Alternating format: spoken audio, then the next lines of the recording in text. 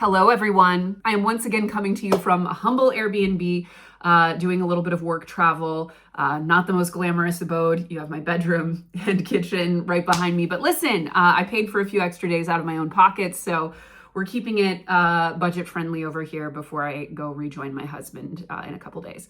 But background being what it will, I just wanted to get on really quickly and talk to you guys about something that I've been thinking about all weekend, something that I posted that kind of set off a bit of a conversation in my DMs and then sort of by extension publicly on my Instagram stories that is not that closely related to what we talk about here normally on TFD, but it definitely overlaps quite a bit. And we actually by chance are simultaneously working on a video with Kara Perez, our sometimes guest host, kind of on this very topic. So it feels both pertinent to me to TFD, but also something that I've been thinking about more and more as I get older and have a lot of frustrations and somewhat negative feelings about. So this is just, as always, a safe space that I've created for myself to rant, to vent, and youth counselor style, flip that chair around, maybe flip my baseball cap back,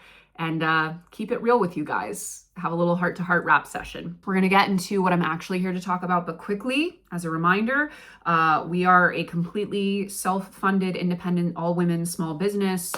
We pay people really fairly, engage in profit sharing throughout the team.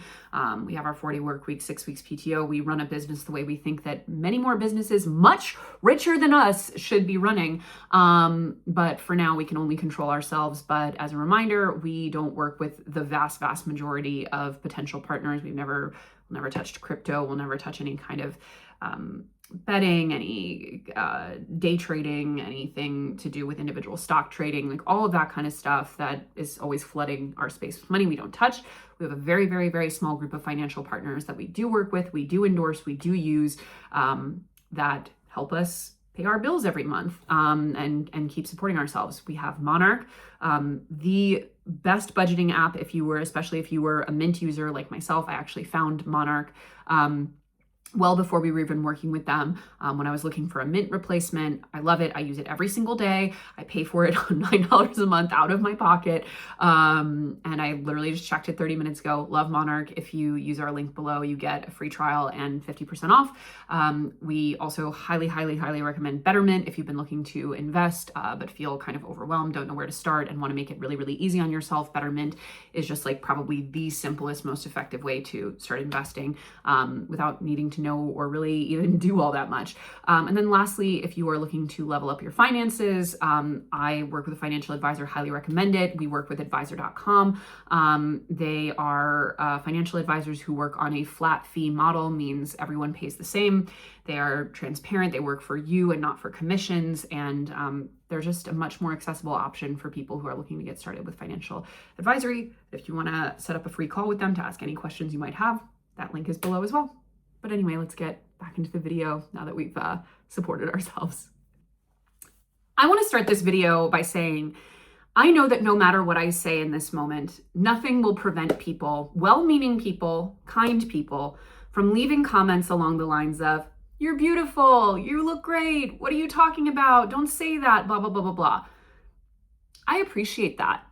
That is also kind of missing the point, and I would go so far as to say, a little bit part of the problem. Even aside from that, nothing that we're going to talk about in this video, or even that I really experience on a day-to-day basis, is meant to indicate that I think that I'm severely conventionally unattractive or anything like that. I'm in a pretty unique position of not only being on 4K camera from all different angles and all different kinds of studio setups and lighting configurations, on a basically day-to-day basis for my career for the past 10 years now. I'm also someone who is aging in front of you as a result. I just turned 37 years old. I look differently now than I did when I started the channel about a decade ago. And especially as a woman, that comes with all kinds of baggage and consideration. So suffice to say, just in terms of exposure and in terms of longevity, I feel pretty aware of what I look like. I think I see myself too much for the average human brain. I'm not meant to see myself that much, but I feel pretty content with how I look, in the sense that I think that how I look has never been a hindrance to anything I want to accomplish. Do I sometimes wonder how much more glamorous or lucrative my career might be if I were 15 to 20% more attractive, especially as a woman? Yes, I do sometimes wonder that. It's hard not to, especially in media.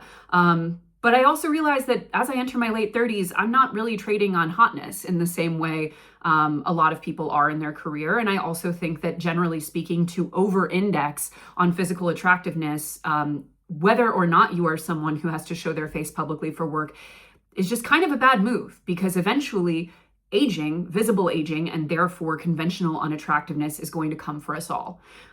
So even if I didn't think it was not a particularly productive thing to do, nobody needs to rush in and reassure me about my appearance. I know what I look like. I'm also in the privileged position of having been with my husband for 15 years.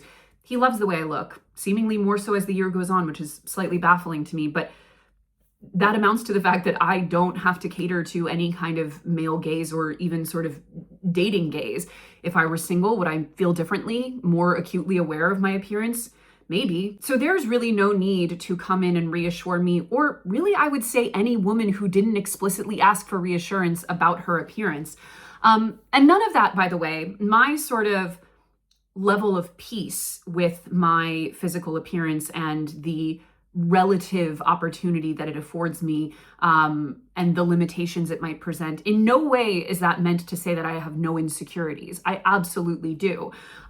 We all do. And I think, again, when you are constantly seeing yourself on 4K camera in all different kinds of circumstances, that can be triggered at extremely high levels. Small anecdote, but last year I filmed a French podcast where the combination of lighting and camera setup and the fact that I had walked to the studio on a 100-degree day and was sweating bullets, I saw that video of myself, and not only did I immediately write the very lovely woman who interviewed me and say, in love and light, I will not be accepting that collab video on Instagram. I will not be resharing the video. I will reshare the audio only Spotify link.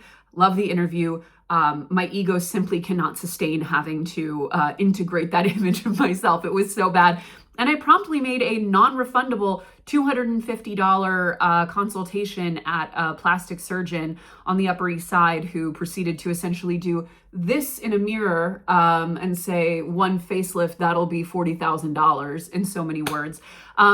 I quickly backed out of that. I didn't love the way my jowls looked in that video, but not $40,000 worth of not liking them. And I also reassured myself that, again, as someone who sees herself on camera every day, that sometimes we just get a really, really, really unflattering angle, but humans aren't meant to be perceived in 2D. So even when I'm passing by moments of real, genuine, bone-deep insecurity, I also have to remind myself that no image we can ever see of ourselves is truly reflective of how we appear and how we come across to other people. But again, even with that massive 7-minute disclaimer about my relationship to my own appearance, even on camera, I know that there will be comments reassuring me about my appearance, because that's sort of our cultural imperative and our cultural instinct. And that is what I want to talk about. So what prompted this video is, over the weekend, I jokingly put this on my Instagram story. Now, to be clear, we're talking about my personal Instagram. I'm not posting this on TFD. This is my house. I'm mostly shit posting on there. I really don't think about it too much. It's not a professional space for me.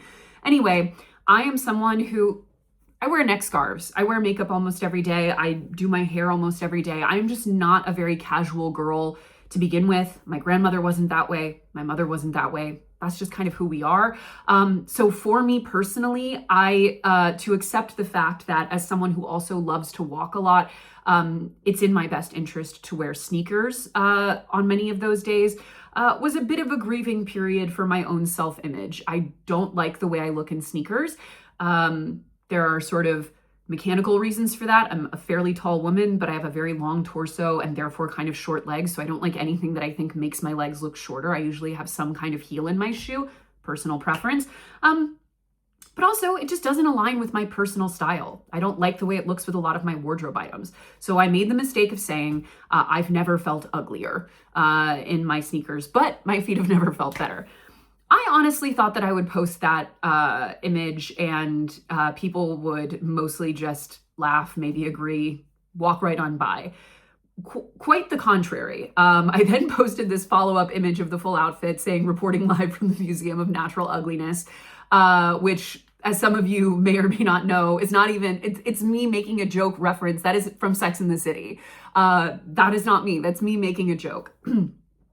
Ooh, buddy. Did I step in it with those posts? Because, so for context, my normal Instagram story gets between 10 and 15,000 views. These got nearly 30,000, and hundreds of those people were, I guess, looking at them out of rage because I was receiving a lot of DMs to the point that I posted this follow-up story, which did not fend people off. In fact, it made people get more and more angry at me. Long story short, there were essentially two camps. Either people saying to me, don't call yourself ugly, that's horrible, that's not true, you look cute, you look whatever, blah, blah, blah, blah, blah, like shutting it down. Which again, as I mentioned, I understand that's well-intentioned. I don't think that quite gets to the point. Also, for what it's worth, I never said I'm ugly. I said I feel ugly wearing sneakers, again, because it doesn't align with my mental image of myself and my personal style. To be clear, I don't think I'm ugly. I think I'm reasonably okay looking. I fall within the bell curve like most of us. And yeah, I'm happy with it. I don't care. But second, and kind of more distressingly, a lot of the responses amounted to, this is a problematic thing for you to say, somewhere on the spectrum of, because I wear sneakers and therefore it means you think I look ugly. That's quite a leap. Or this is an ableist thing to say because you even have the privilege of wearing non-sneaker or non-orthotic shoes. And some of us do not have those privileges. I was getting DM after DM of people being like, I've had multiple foot surgeries, hip surgeries, I'm a wheelchair user, like all of these things that I, frankly wasn't expecting and felt honestly a little offended by, because I do think that it's really not very fair to take one person's semi-joking assessment of their own appearance and accuse them of essentially a soft kind of bigotry because they don't like the way they look in a certain kind of shoe. But I want to unpack these responses because I think that they both represent something about our culture, especially kind of socioeconomically and politically, that I think we are very, very reluctant to engage with. And it's part of the reason that we're even making this video that I mentioned earlier with Kara. Even setting aside the first group of, don't call yourself ugly, blah, blah, blah, blah, blah. Again, well-intended as that may be, in my particular case, I wasn't saying I'm ugly. I wasn't saying I am an ugly person or that's sort of an identity that I carry. I was simply saying I don't feel attractive wearing sneakers. So it's pretty circumstantial, it's pretty contextual. But there are a lot of people who will express, again, often women, that they are ugly, that they live life as a not conventionally attractive person. You do not have to look very hard on social media, places like TikTok, etc., to find people talking about this. And while sometimes you might be encountering someone who has a genuine, what appears to be body dysmorphia and does not register their own attractiveness, often you'll see people who are not conventionally attractive for one reason or another, who are describing that experience, who are explaining what it's like. It could be anything from an experience they had professionally to a day in the life, to their dating struggles, all of that. Without question on these videos, almost every other comment will be some form of, you're beautiful, no you're not, don't talk that way about yourself. That goes double if it's a woman. We cannot let a woman, even leaving aside, feel unattractive. We cannot accept that she is unattractive, even if that's the case. And what I find really maddening about this is that A, we have plenty of data that conventional attractiveness, physical attractiveness, is a real identity. It is a real spectrum in the way all other kind of socioeconomic, class, status, identity indicators are, right? They fall along different axes for men and women. For men, for example, it's very impacted by things like height, hair loss, etc. For women, it's very, very strongly correlated with weight, which is something that we're actually talking about in that video I mentioned. But what's undeniable is that the material repercussions of not being a conventionally attractive person are quite real. They're not in that person's head, and that manifests in dating, it manifests in their professional life, it manifests in their earning potential, it manifests in how they're treated on a day-to-day basis. And again, it's not just things like your BMI or your height, it's also things like your facial symmetry. It's also things like hair and eye color. Racism and colorism factor in hugely to this, who is perceived as attractive and who is not. But these are also two separate things that often combine, but sometimes don't. There are white people who are perceived as extremely unattractive. The standards are, again, different for them, but nevertheless, it is, to me, the height of condescendence and of kind of gaslighting to tell a person who has lived their entire life through the prism of being unattractive that not only are they wrong on kind of a factual level, they're somehow doing something wrong by acknowledging that or referring to themselves that way. And what's ironic about it is that the same people who often rush in to correct somebody when they are expressing their experience as an unattractive person. And again, I want to be clear, that wasn't my case. Mine was pretty confined to wearing sneakers. But again, there are many people who are expressing this kind of unilaterally as their experience in life. The same people who are likely to rush in to correct a person and to tell them, no, you're actually attractive. What's so ironic in that is that they are implying almost more than anyone that attractiveness is a very real thing and that it is really bad to not be attractive. What they're essentially saying is, you're saying something very, very bad about yourself. Don't do that, which only reinforces the fact that there are serious social repercussions to not being attractive. And that is what I find so maddening about that discourse, is that not only do we have to lie to ourselves about attractiveness and what it entails, but we also, in doing so, only reinforce how taboo and how bad an axis of identity it is to not fall on the good side of. Something that I also think is very frustrating around the conversation, and again, to my mind, kind of the really taboo nature and the social denial around attractiveness and what it means and how it impacts us, is how much judgment then comes along with people who try to optimize for attractiveness, again, especially women. You know, something that I really learned through doing Just Getting Good is how different every person's relationship is to physical interventions or to beauty optimizations, to what extent people are indexing on beauty and how that changes as we age and we sort of naturally age out of what is considered the attractive peak. Once we are further and further away from that ideal, what are we doing to approximate it? What are we doing to make up for that?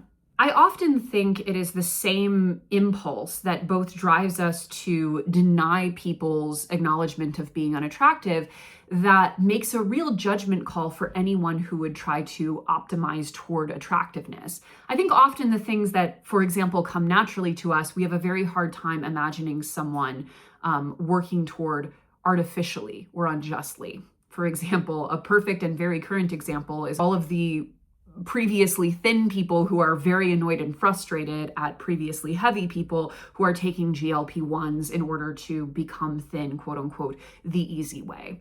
I think there's often a moral judgment that beauty and fitting into beauty standards, and obviously there are plenty of other health reasons for taking a GLP-1. I'm speaking specifically about the social benefits of the attractiveness that comes, the perceived attractiveness that comes with being at a lower BMI, which is extremely real for women, backed up in the data.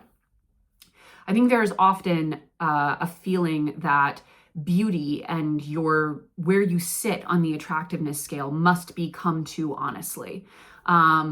You must do it in the right way. I think a lot of this is also tied up with things like effortless beauty. If you seem too cultivated, if you seem that you are trying too hard to fit a certain standard or to benefit from it, I think there is something that feels, to many people, dishonest about it. I think for many people, it also implies a lack of self-love, which is, again, the same sort of fundamental place you're coming from when you shut down a person who calls themselves unattractive, is because you make the assumption that it means they may not love themselves, or it may be a lack of self-esteem, when in my view, a lot of that is just objectivity. You can love yourself and acknowledge that you are not meeting the conventional beauty standard, and vice versa. There's plenty of conventionally beautiful people who don't have high self-esteem. Something that's kind of undeniable is that we all set different arbitrary benchmarks for what we consider acceptable optimization for beauty. It's different for each gender, so I'm just going to talk about my gender here, but for women, there are some women who might say braces are acceptable, but not veneers. Some who might say injectables are acceptable, but not plastic surgery. Or if you're going to do plastic surgery, maybe a breast lift is acceptable, breast augmentation is not. That maybe laser resurfacing is fine, but Botox isn't. Covering your grays is okay, but wearing too much makeup isn't, or vice versa. All of these things are ultimately arbitrary, right? And all of these things are not just social signaling, not just aligning our presentation with our self-image. They are also very real attempts in different ways to fit into a more advantageous presentation. They just are. And I think that it's really hard for a lot of people, especially a lot of, in theory, progressive people, to accept that there's nothing morally wrong with that. That is a completely natural thing. We're animals. Animals present to each other. Everything that we do, that we wear, that how we convey ourselves, the way we look, all of that, not only does it send a message, it ultimately is a huge part of our interaction with the people around us. That is, it is how we fit into the community. It is how we are perceived. We are social animals. And there are many people, by the way, who opt out of it to a maximal degree. I've seen many videos and even talked to women on Just Getting Good about, I'm not interested in optimizing for beauty, and I accept the potential downsides that come along with that. That's okay. To me, it's not worth the energy. It's not worth the effort. It's not worth the time. That's okay. I'm making that trade-off. And that's also a very valid choice, but there's nothing inherently less noble or less or morally wrong with opting into improving your appearance. I mean, even something as relatively minor as, men's jackets having, shoulder pads and extended shoulders, like that's also a social and sex signifier, just the way a woman wearing rouge or, putting lipstick on is, or even, wearing a lower cut top. Like all of these things fall on a spectrum, but ultimately they are all social signifiers that enhance our appearance. But I do think, and a lot of this I think overlaps with the body positive sort of framework, which is this not just moral imperative to love oneself, specifically love one's body and appearance, which I think is an incredibly unfair burden to place on people, mostly women, because I think it's completely natural and cyclical to not always feel totally at home or comfortable in your body, or to want to change things about it. I think that's perfectly normal. But kind of more importantly, it also reframes not feeling love and acceptance for your appearance as a kind of moral failing, as not living up to yet another standard. And I couldn't help but notice that so many of the messages around not referring to myself as even feeling ugly in a pair of sneakers was really this sort of, it felt almost like I was being put in my place about what is and isn't an acceptable way to talk about oneself, even jokingly. Which brings me to the other kinds of responses that I got which were essentially, do not say this because it makes me feel bad. Now I'm gonna leave aside the fact that on my personal social media, I do frankly feel entitled to say whatever the fuck I wanna say. And I'm gonna continue to do that. So sometimes I'm gonna say, I'm wearing sneakers today and I feel ugly in them, and that just might be something that you have to deal with. And to be very clear, if you don't like that, I more than encourage you to mute, unfollow, block, whatever it is you need to do to maintain your mental health. But I do think that politically, that impetus of don't say X or Y taps into something that I think is so common and so frustrating as someone who considers herself a progressive person and who actually does, in a very real, very literal way, frequently work politically toward progressive goals and try and bring more people into our tent and our way of seeing things. And yes, I am going to make this dramatic ass leap from people DMing me about feeling ugly in a pair of sneakers to why the left keeps losing. Because I think that that is a very fair leap to make, because it's not just about the sneakers. This happens all the time. Let's take the first part of that cohort, which is people saying, don't say this about yourself. I wear sneakers and now I will feel ugly in sneakers. We simply must stop outsourcing our self-image to other people. I will give you an example. I wear makeup basically every day. Do you know the number of women who either to me or out loud or on their social media will say something along the lines of, I could never wear makeup I barely ever wear makeup. I don't even own makeup. It makes me feel like my face is suffocating. I would feel gross all day. I could never. Do I think that some of that can kind of edge into pick me territory? Sure. But do I also accept that there are plenty of women who just don't like wearing makeup and don't feel comfortable in it and don't feel that they need it? Absolutely. Do I give a shit what those women are doing? No, I'm going to be putting on hitting myself a little concealer, little brows, lips, lashes before I leave the house. And that's how I feel best. I don't care what these women are doing. And to take it back to the sneaker thing, the number of people who came in my DMs to be like, French girls love wearing sneakers. That's such a classic French girl look. I don't care. I don't care what French girls are wearing. That is of no importance to me. I care what I like. I care what my style is. Now, if I'm being honest, if you tell me Spanish girls are wearing something, I might perk my ears up. But no, in all seriousness, what I want to convey here is that other people's choices and what other people feel good in is in no way an indictment of me or what I choose. In fact, again, to use a sneaker example, I think a lot of women look incredibly chic in sneakers. I love the way they style them. I love the way they look on their body. I think when I make mood boards of my clothing, oftentimes there are women wearing sneakers on them. In fact, more now because I have to sort of make peace with the fact that that has to be in my rotation. But so it is certainly not to say anything about you and what you happen to do. I'm expressing this about my feeling. There are plenty of people who would feel ugly and or ridiculous in the heels that I like to wear most days, the heeled boots that I'm wearing basically every other day. They would feel clownish. They would feel ungainly. They would feel not like themselves, just the way I do in sneakers. And a woman expressing that, I don't wear makeup, I don't style my hair, I don't wear heels, I don't do this or that, any of the things that I do, in no way impacts me and in no way makes me feel less confident about me and my own choices. I simply don't care what they're doing. And I do think that that sensitivity about what other people's choices are bringing up in us, are making us feel, that we then have the impulse to correct or police in other people, is a big problem that I've noticed on the left over the past decade, really. But I kind of thought it would go away after the second Trump election, if I'm being honest, and I don't think it has.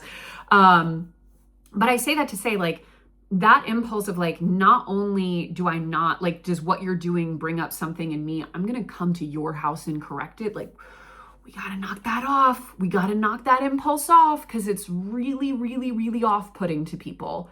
We got to stop. And similarly, and perhaps more politically relevantly, the number of people in my DMs saying that I was ableist for saying that I feel, and I'm not going to screenshot them, although I already screenshotted them and saved them to my phone, a lot of them, but I'm not going to put them on here because I don't want this to be about an individual. And a lot of them were writing to me about their personal medical issues that made them feel that this was an ableist thing to say that I feel ugly in sneakers. So I'm not going to make it about any of them and their words and their stories. Want to as I might. But on the broader note, we have to have a slightly higher standard for what we're going to accuse of bigotry. We just do. We just do. This impulse, and I have to say, whoever came up with the term woke scolding, you really killed it with that one, because I don't think I could do better than that. This impulse that we have to go up to people, to go up to strangers, in my case, a complete stranger. You don't know me. You follow me. You have a weird parasocial entitlement to me, to think that you can come in and correct me in that way about my own thoughts, about my own wardrobe. But you don't know me. That impulse to come up to someone and hit the back of their knuckles with a ruler and remind them that they got out of line and they did something that you don't approve of. And it's not even that it didn't make you feel good or it brought up a negative feeling, and you can't even own that, which the other people could at least own. Hey, when you say you feel ugly in sneakers, that makes me feel ugly because I wear sneakers. Okay, fine. I don't think that's very mature necessarily. I don't think you should be putting that on an individual, but whatever. At least you're owning it. At least you're doing a straight line from what feeling I experienced that I didn't like and what I said.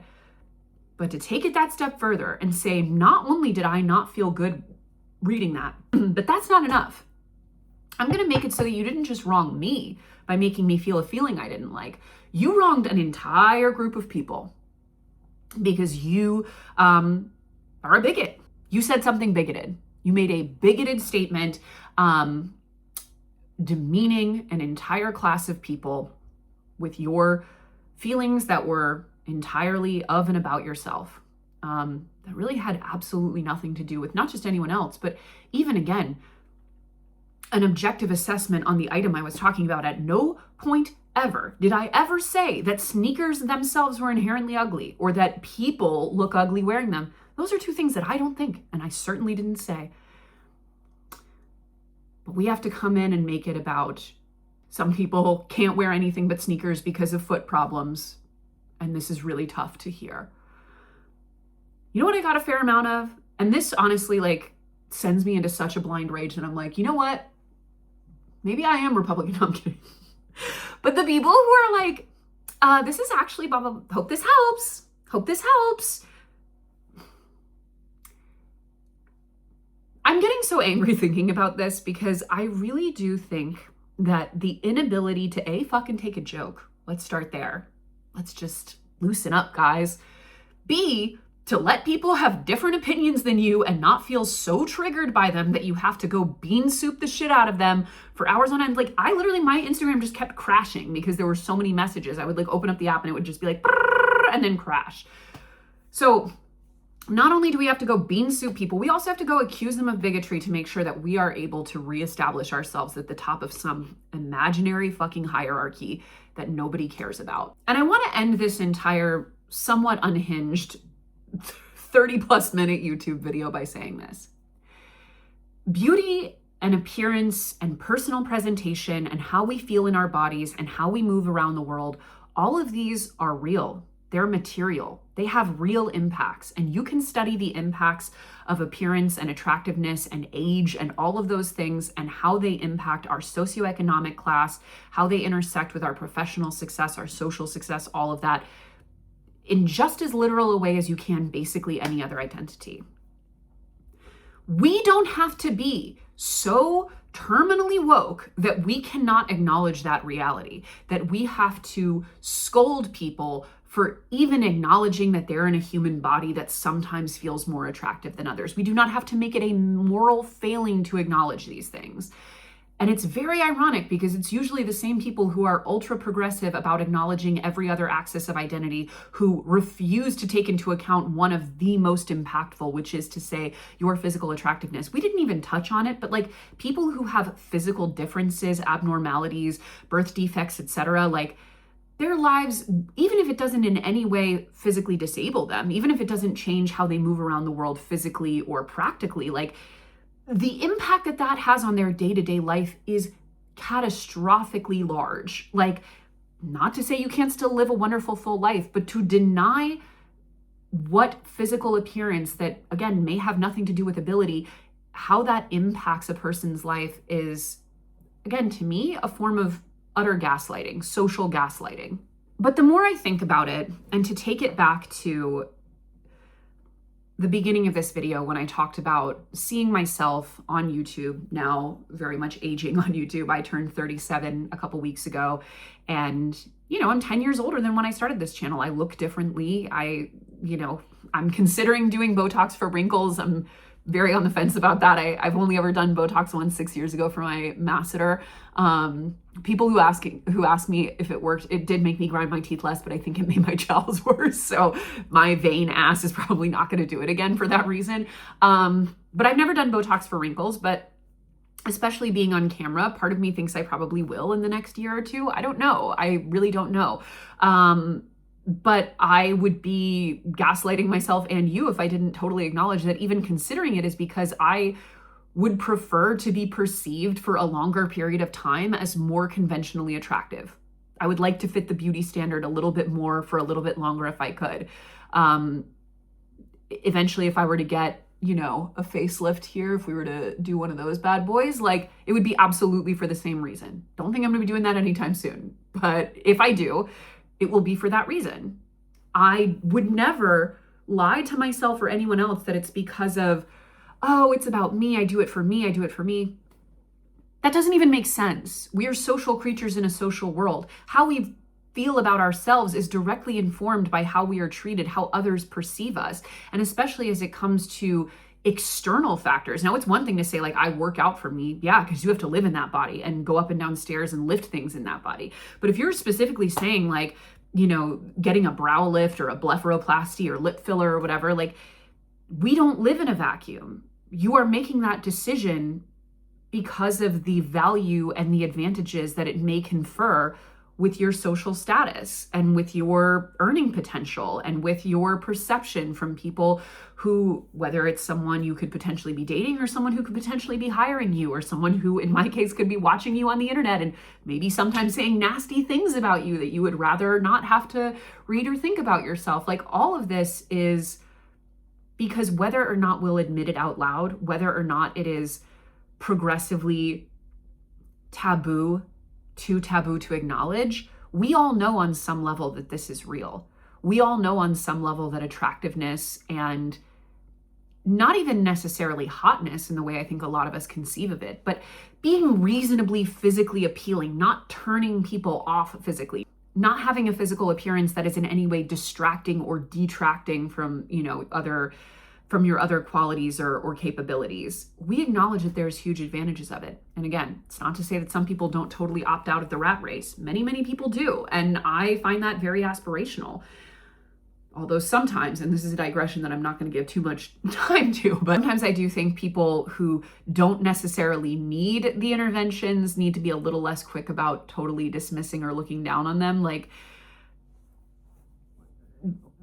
young women who don't even have any visible wrinkles talking shit about Botox. I'm like, okay, well, right now you don't need it. Right now you wouldn't really get any benefits from having it. You might actually get some drawbacks because you start to look weird. Hit me up when you're 57. Hit me up when you're 60. Hit me up when you're at an age where your wrinkles are actually, like, someone may not hire you because of you looking too old or, not seeming sexually appealing to them.